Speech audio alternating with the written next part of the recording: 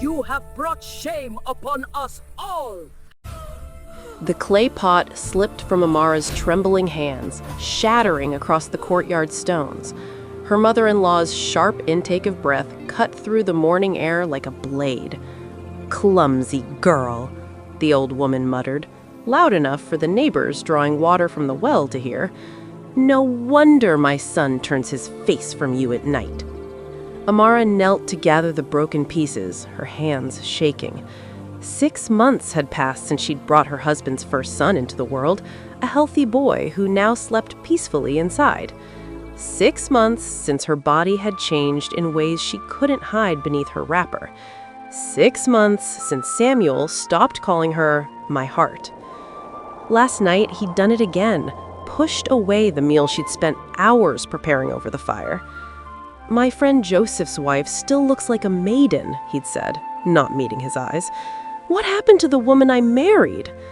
The words had struck harder than any hand could. She swept the broken pottery into her wrapper, remembering the girl she'd been on her wedding day.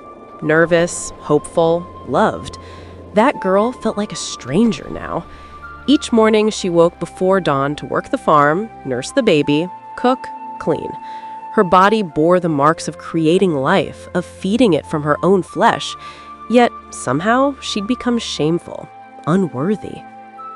Through the doorway, she could see Samuel preparing to leave for the market. He straightened his best cloth, the one she'd woven for him, with patterns that took 3 full moons to complete. He didn't look her way. "Papa Daniel," her neighbor's voice rang out. "Going to town? My wife prepared extra bean cakes. She thought your Amara might be too tired to cook this morning."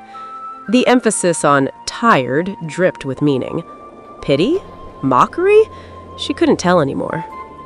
Amara stooped slowly, her son's morning cry piercing the air. As she moved to fetch him, she caught her reflection in the water basin.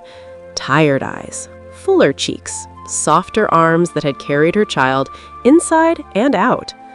And suddenly, a question rose in her chest like smoke from the cooking fire. When did the body that gave him a son become something to despise? Her baby's cry grew louder. She lifted him, felt his perfect weight against her chest, saw his eyes, Samuel's eyes, looking up at her with pure, uncomplicated love. The child knew nothing of beauty standards or shame. He knew only that these arms fed him, held him, kept him alive. These hands that trembled now had brought him into the world. Amara pressed her lips to her son's forehead. Perhaps the answer wouldn't come today. Perhaps Samuel's heart wouldn't soften tomorrow. But holding her child, feeling the strength it took to sustain his little life, she made a quiet decision.